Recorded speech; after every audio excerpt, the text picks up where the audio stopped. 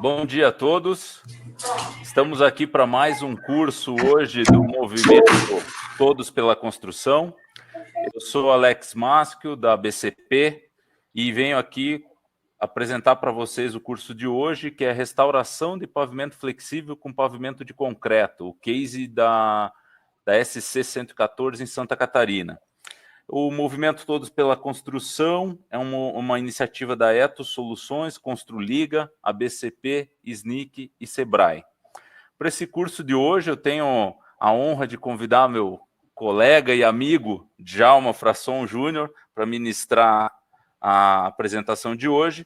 O Djalma, que é graduado em Engenharia pela Universidade Federal de Santa Catarina, é especialista em Tecnologia de Concreto e Gestão Empresarial e atua conosco na BCP desde 2012, e além disso é professor da FATEC RTG na especialização de Engenharia Rodoviária. Djalma, bom dia, seja bem-vindo, estamos com os nossos participantes aí, o espaço é teu, estou aqui no suporte para te dar o apoio, tá bom?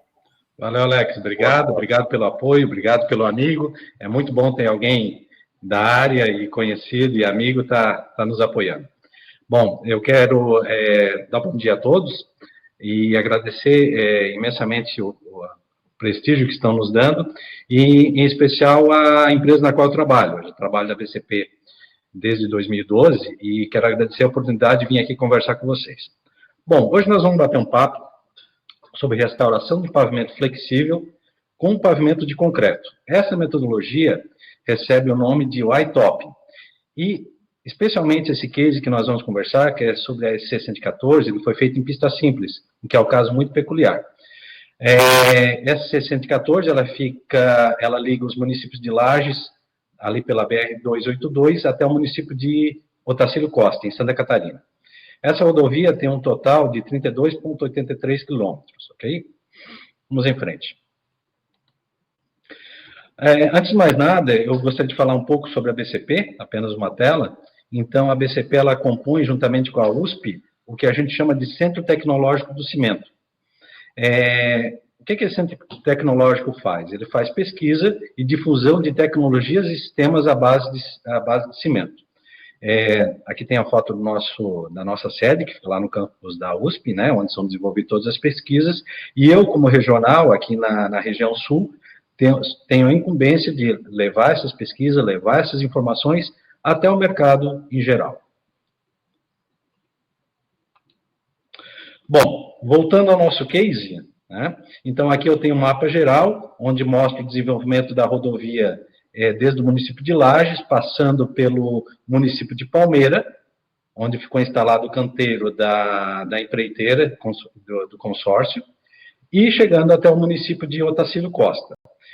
Para quem não é aqui de Santa Catarina, que como isso está sendo transmitido para o Brasil inteiro, essa rodovia, ela se encontra a 213 quilômetros de Florianópolis, tá? Eu tive muitas vezes na obra, né? Então leva mais ou menos de carro, subindo pela BR-282, aproximadamente umas 3 horas, tá? Essa rodovia, ela tem uma característica muito tranquila, ela é um trecho plano, praticamente 80% de trecho plano, com pouquíssimas rampas, né? E também bastante tangentes, tem bastante retas, certo? Com pouquíssimas curvas. Bom, essa é digamos assim, a cara que a rodovia tinha antes da restauração, né? Tinha um pavimento flexível, já bastante degradado, e aí no canto inferior esquerdo mostra aí por que ela se encontrava desta maneira, né? No município de Otacílio Costa, nós temos a fábrica da Klabin, a maior produtora de papel e celulose do Brasil. E a matéria-prima principal da celulose, que é a madeira, né? Então esses caminhões rodavam para essa rodovia, e com frequência essa rodovia estava em processo de degradação. E por isso houve a necessidade de ir ao encontro de uma solução que fosse mais definitiva e duradoura.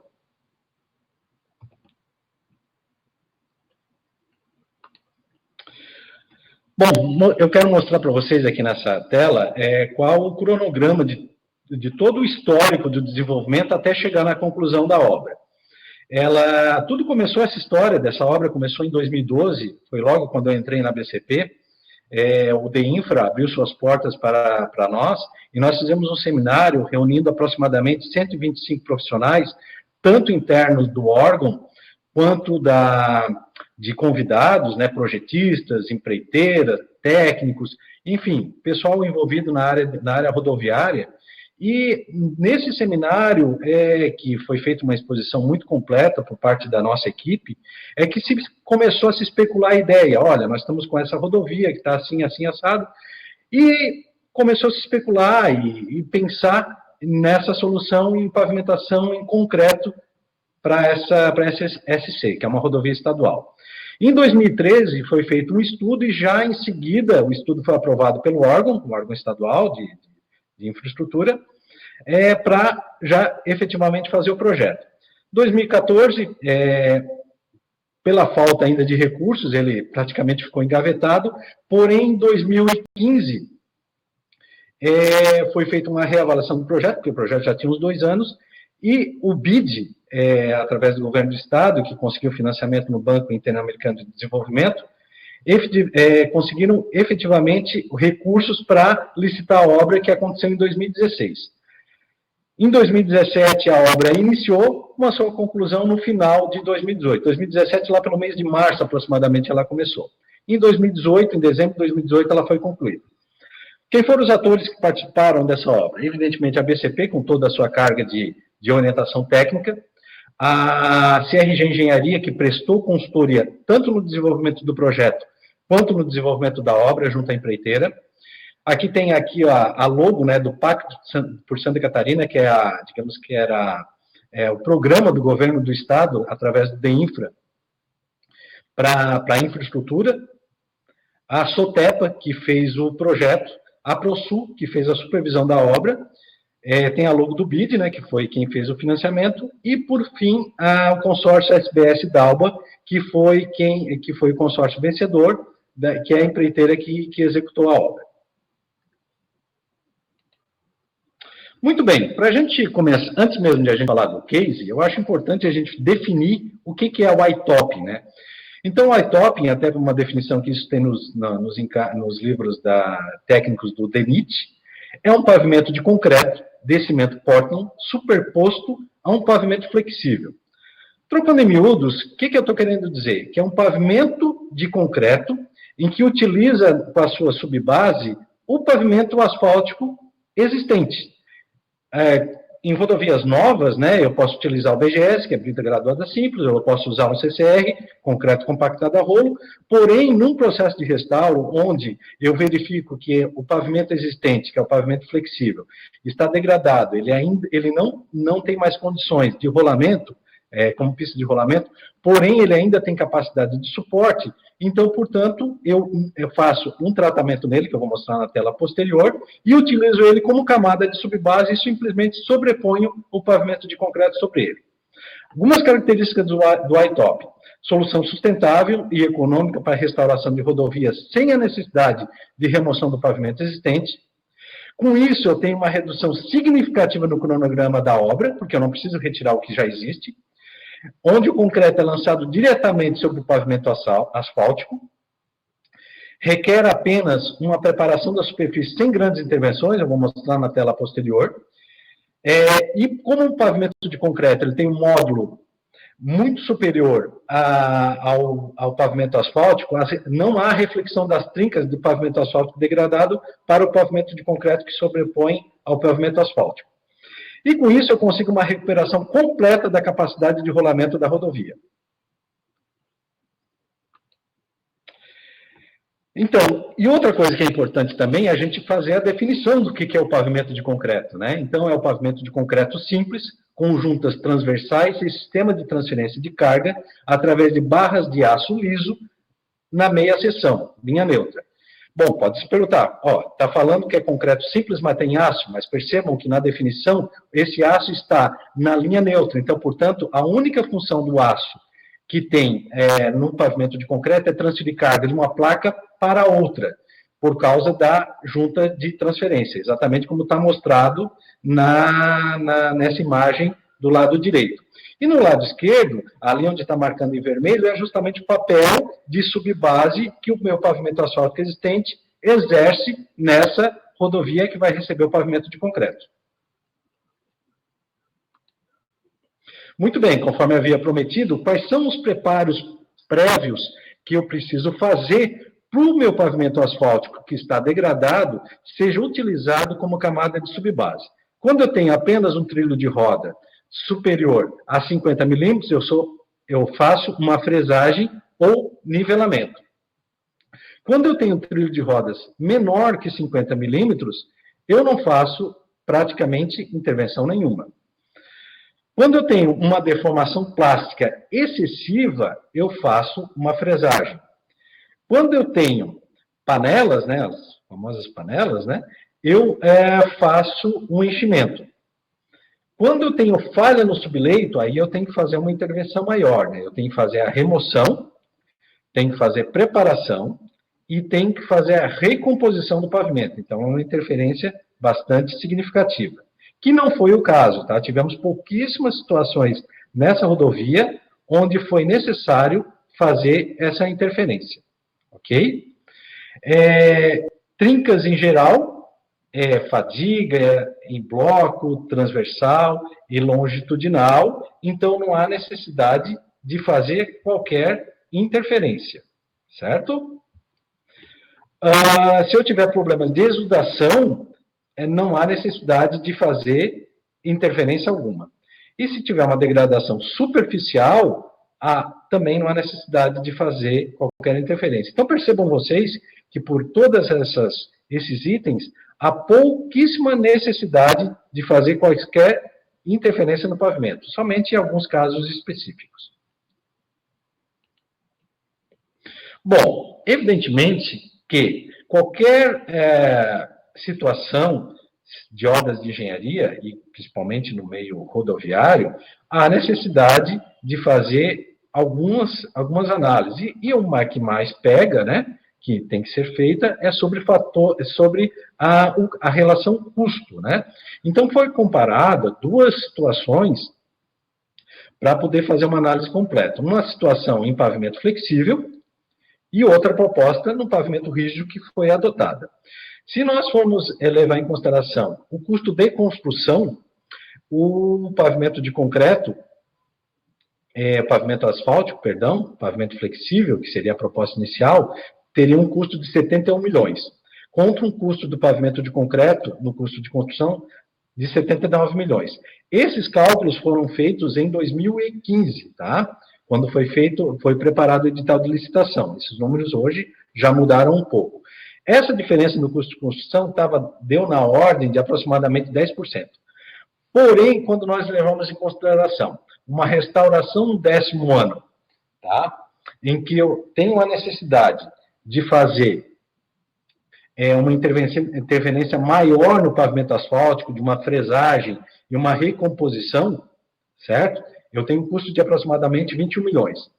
E quando eu tenho a necessidade de fazer manutenções, essas manutenções seriam anuais, na ordem de 2% da área, fazendo remendos e operação de tapa-buraco, o custo do pavimento asfáltico se elevaria para 100 milhões. Enquanto no pavimento rígido, o custo de manutenção, ele,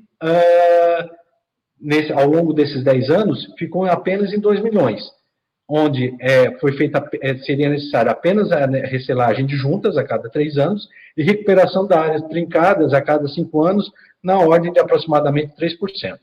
Então, percebam vocês que, se comparado o custo de construção, que o pavimento de concreto na época ficou um pouco maior, chegando a próximo a 10%, se nós levarmos em consideração todas as intervenências que os dois pavimentos seriam necessários, o pavimento de concreto ficaria, no total, em torno de 20% mais econômico. E esse que foi o fator de decisão principal para que se adotasse o pavimento de concreto como solução para a restauração da rodovia. Evidentemente que outros fatores foram levados em consideração para essa decisão. O fato das características do pavimento de concreto, ele ser de cor clara, que isso proporciona uma excelente visibilidade, tá? Economia de energia elétrica, principalmente quando tem a passagem pela área urbana da cidade de Palmeira, vindo da BR-282, chegando até o município de Otacílio Costa. Então, ali tem bastante postes de iluminação, então foi possível, com a cor clara do pavimento de concreto, minimizar a utilização dessa iluminação. Menor absorção de calor, tá? Justamente pelo fato de ser cor clara do pavimento de concreto. O pavimento de concreto também, ele não promove a aquaplanagem, porque eu vou mostrar nas telas posteriores que ele tem, que a gente costuma falar, que faz-se uma texturização do pavimento. E isso aumenta a aderência pneu-pavimento. E aí não promove a aquaplanagem. E essa texturização também facilita o escoamento superficial da água que está sobre o pavimento para a drenagem lateral. Menor distância de frenagem, conforto de rolamento, custo de construção muito competitivo. Eu garanto para vocês que esses números, que na época eram em torno de 10%, com as inúmeras simulações que a gente tem feito hoje, tanto para o DENIT, para o DEINFRA, obras particulares, esse custo de construção hoje já está muito equiparado, e se levado em consideração de 10 ou 20 anos, que é a vida útil do pavimento de concreto, há uma reversão aí da ordem de 20%, 30% até 40% a favor do pavimento de concreto. E um fator muito importante para finalizar esses fatores de decisão é que ele não sofre deformação plástica, então não cria no pavimento de concreto aqueles famosos buracos e trilhas de roda. Bom, indo para a solução que foi adotada. Então, o pavimento flexível, repetindo o que eu já tinha dito antes, então ele se tornou uma subbase, certo?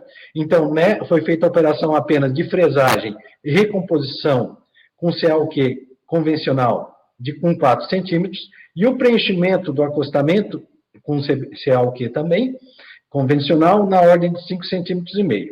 E o pavimento de concreto rígido, que cumpriu a função de base e revestimento, ele foi calculado com resistência à tração na flexão, então tem aí uma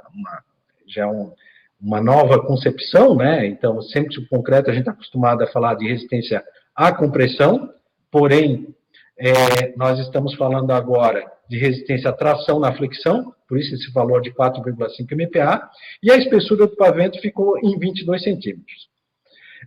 Então, nós temos um perfil, né, do pavimento com largura de 9,40 m, 2 faixas de rolamento de 3,5 m, e com acostamento de 1,20 m. E aqui, um corte completo do pavimento, onde aqui nós temos a capa asfáltica, né, que fez a função de subbase. E aqui todas as camadas que já existiam no pavimento existente. E aqui eu tenho um diagrama de como é que foram compostas as minhas placas, né?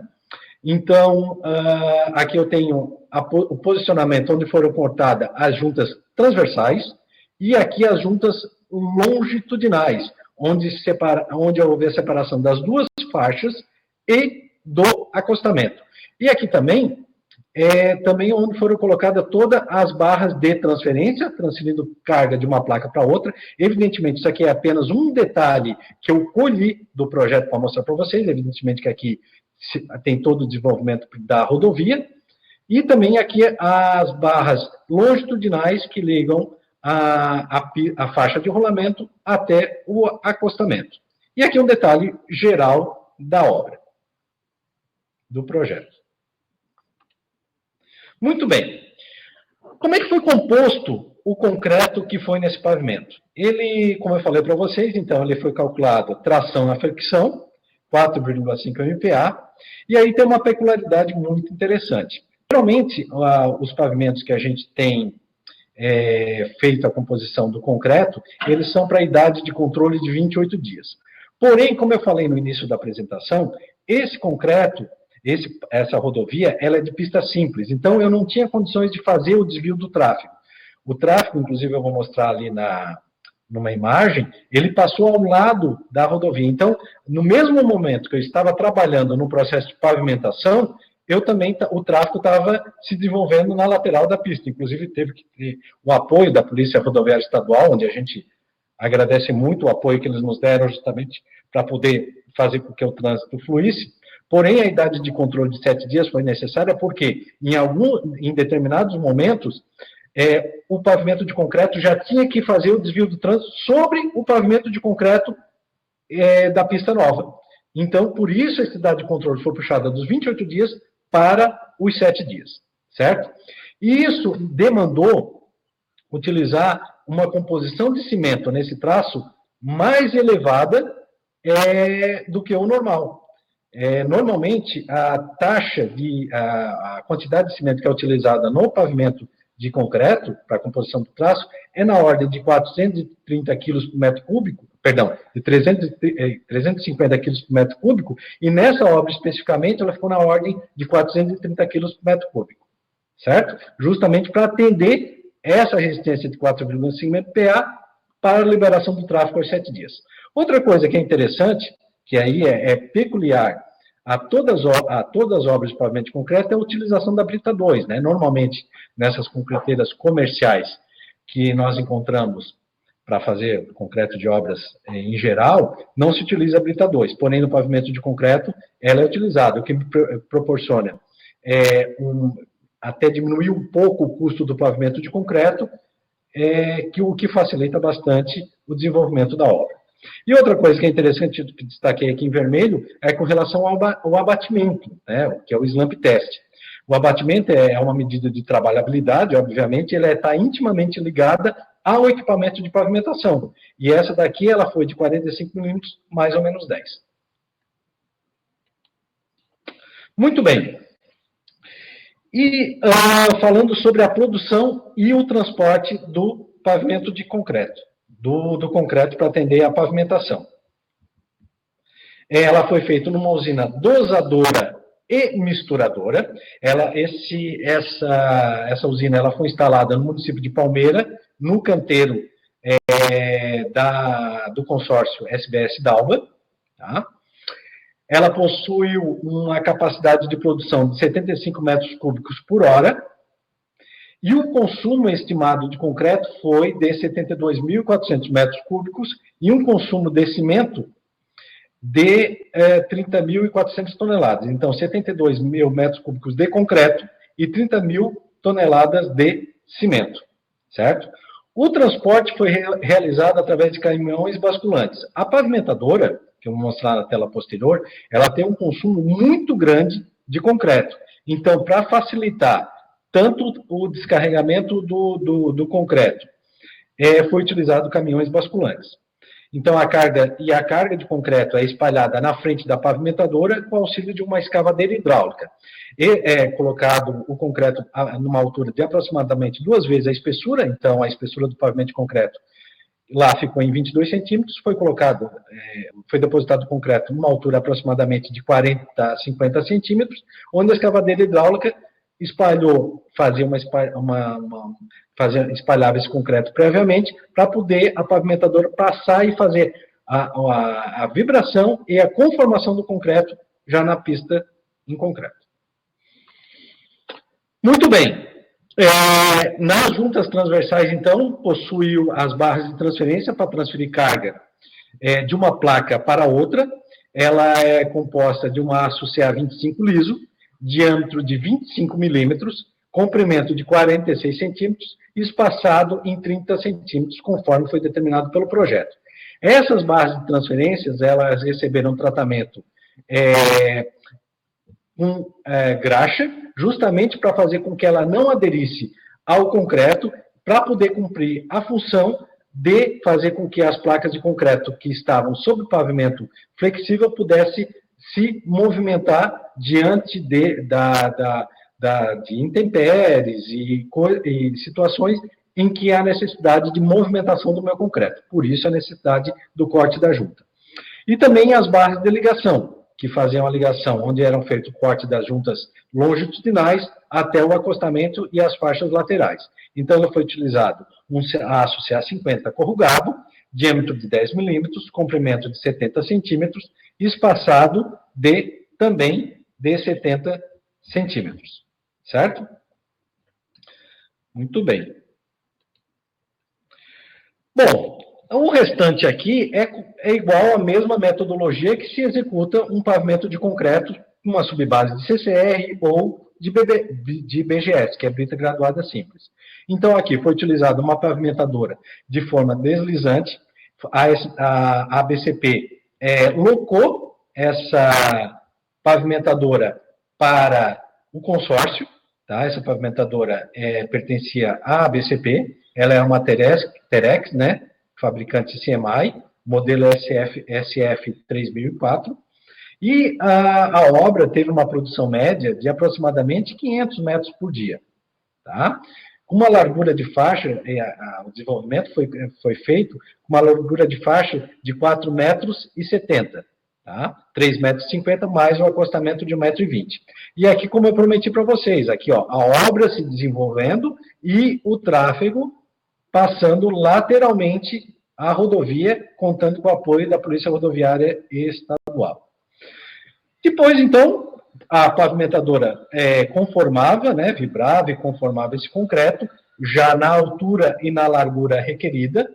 Posteriormente, foi feita a passagem do float manual, porque o concreto, às vezes, né, não ficava exatamente com uma superfície lisa, né, mesmo com a conformação e com os vibradores de alta potência da pavimentadora, então sempre há necessidade de passar um float manual.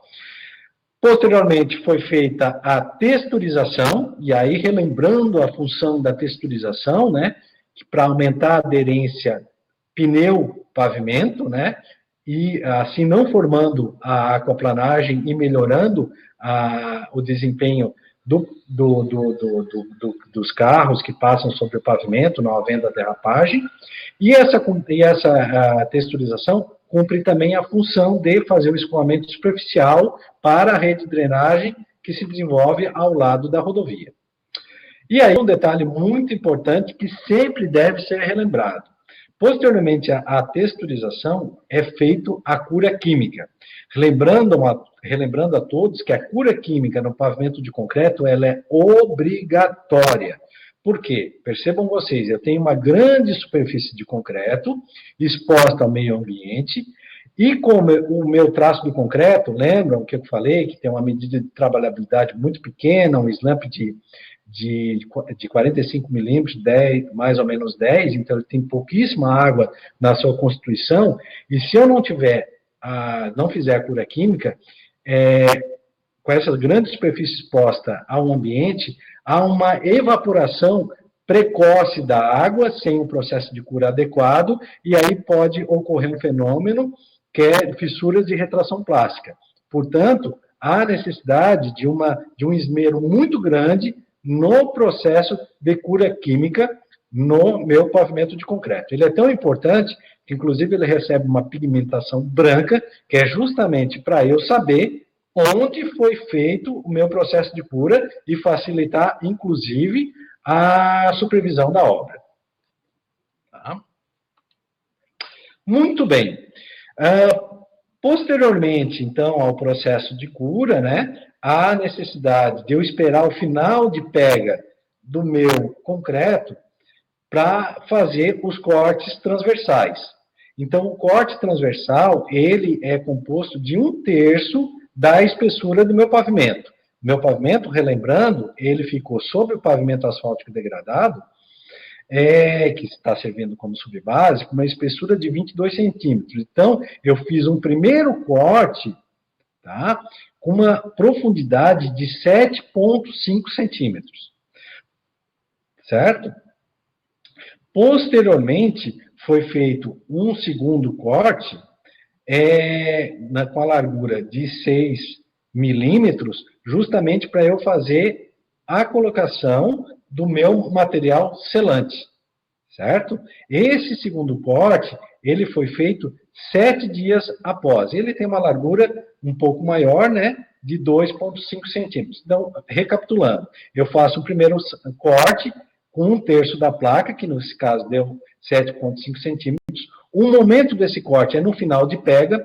Geralmente, esse final de pega varia com as condições climáticas, variam com a composição do meu traço, com influência direta do tipo de cimento, e que acontece aproximadamente entre 6 e 8 horas após o lançamento do meu concreto, que é justamente o final de pega. O que seria o final de pega? É quando eu tenho o meu concreto já endurecido, onde eu consigo apoiar a minha pavimentadora sobre o pavimento de concreto recém-concretado, recém-feito, certo?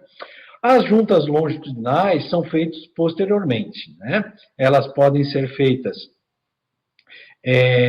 numa área que delimitou a faixa de acostamento de 1,20 m, certo? E foi realizado na sequência do corte transversal. Então, a prioridade é sempre do corte transversal. Posteriormente, que são feitos os cortes longitudinais. E nesses cortes, há a necessidade de fazer a selagem das minhas juntas. Para que serve a selagem? Justamente para fazer com que a água, em dias de chuva, não penetre nos cortes que eu fiz e possa danificar algo que está no meu subleito, da minha subbase, né? É claro que a minha subbase é um pavimento asfáltico, que existia ali anteriormente, era um material impermeável, mas percebam, lembram-se que ele estava com algumas superfícies degradadas, onde em alguns casos eu não fiz qualquer interferência. Então, é sempre necessário fazer a selagem das juntas. E essa selagem é feita com material de silicone autonivelante, né? E essa selagem é feita 7 dias após a aplicação, é feito 7 dias de aplicação para a liberação do tráfego.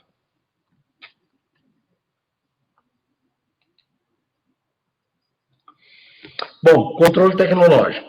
Então, normalmente em concreto, nós estamos acostumados a fazer o controle tecnológico através de corpos de prova cilíndricos, né? No caso do pavimento de concreto, como eu faço a resistência concreta, a tração na flexão, os meus corpos de prova são prismáticos. E aí eu faço todo um tratamento estatístico com os resultados que eu obtenho nos ensaios, para verificar se o meu pavimento cumpriu toda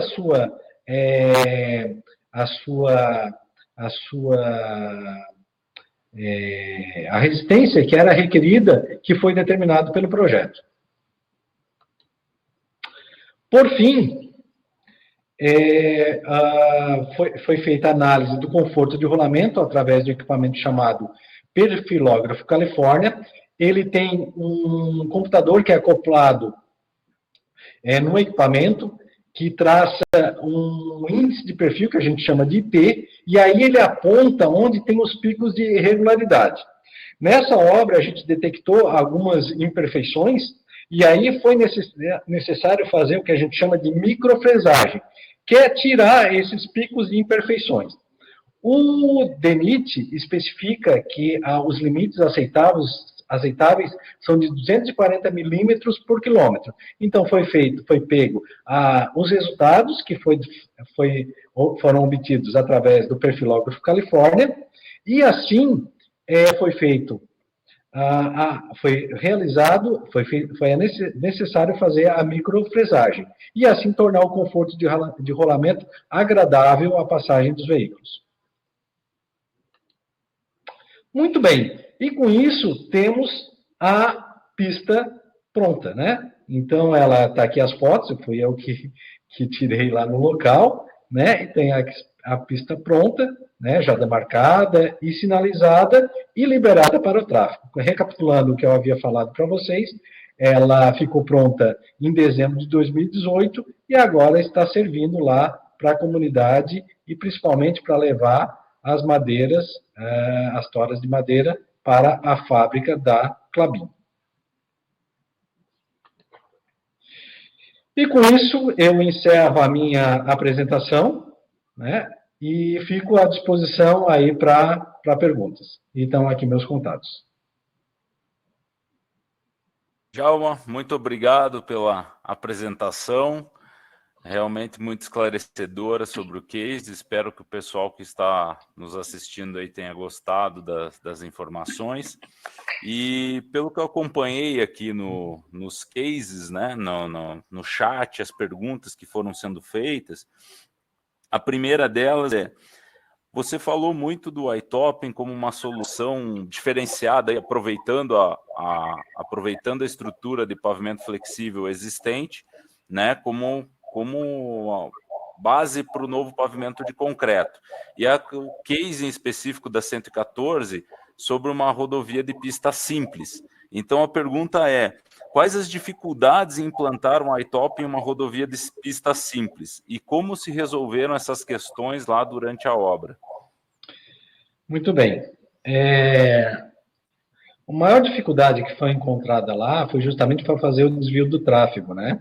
Então, eu até citei, quando foi feita a composição do traço do concreto, isso, inclusive, fazia parte do edital de licitação, em que foi feito um processo de pare-siga, em que a pista nova, já recém-concretada, já serviria já como rolamento para o desvio do trânsito. Então, inicialmente passando sobre o pavimento que existia, e ao lado eu fazia o pavimento de concreto, e posteriormente, com o processo de pare-siga, com auxílio da Polícia Rodoviária Estadual, no prazo de aproximadamente aí 8 ou 9 dias, o pavimento de concreto existente já servia como pista já para utilização nesse desvio do tráfego.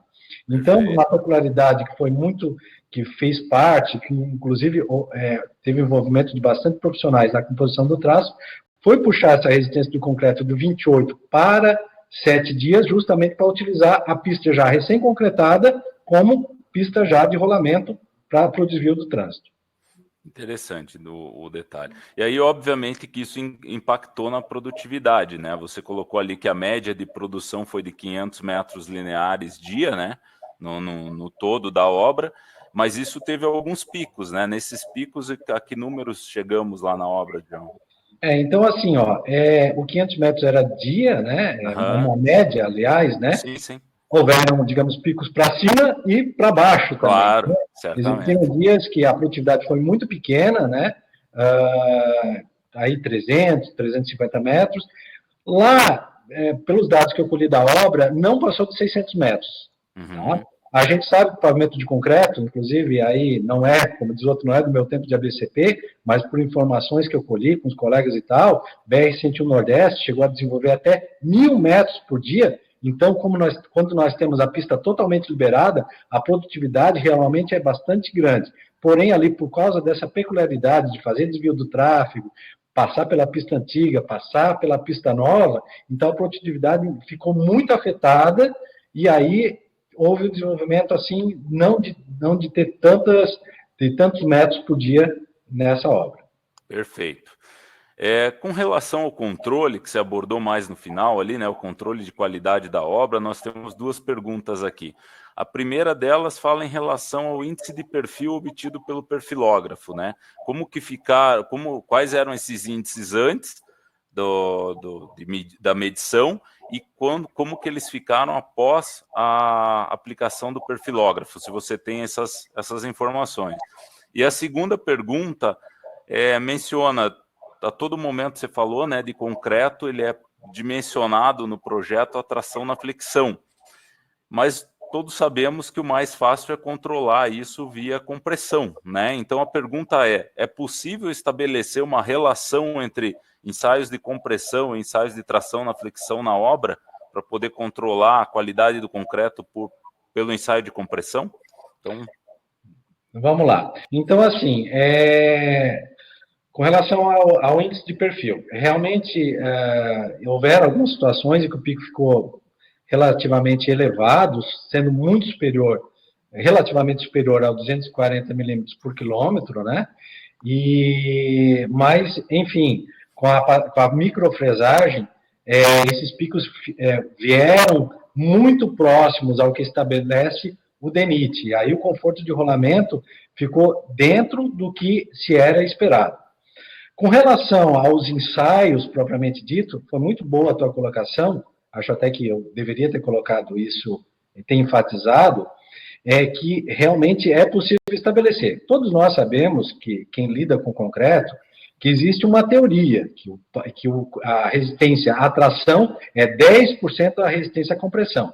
Mas, porém, todo mundo também que é envolvido com tecnologia do concreto sabe que isso é teórico, é um número teórico, isso tem que ser experimentado, porque nós sabemos que cada região temos materiais diferentes, principalmente influenciado pelo agregado miúdo e agregado graúdo. Então, portanto, sempre é necessário estabelecer uma correlação. Se você quer fazer ensaios a compressão, utilizando corpos de prova cilíndricos, então você tem que fazer essa correlação. E de fato, nessa obra foram feitas as correlações, né, ensaiando o mesmo traço, que deu 4,5 MPa tração na flexão, o mesmo traço foi utilizado para fazer ensaios a compressão, para fazer a correlação, para fazer os dois controles. Obrigado até pela pergunta, quem o fez, porque é fundamental fazer esse tipo de colocação. Ótimo. E para a gente fechar, né, já que estamos chegando aí na hora do almoço, né, então todo mundo tem o seu compromisso daqui a pouco, para fechar mais duas perguntas que eu acho que são bem interessantes. Você colocou muito bem, inclusive, que o white topping é uma solução muito interessante para aproveitar as estruturas remanescentes, né, gerando uma série de economias aí no contexto todo.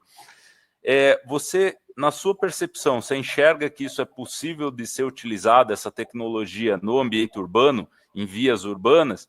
E uma segunda pergunta em relação ao resultado da obra como um todo, né? Eu até vi já um vídeo do governador anterior, né, mencionando a qualidade da obra e tudo mais, mas eu queria que você comentasse um pouquinho isso, né?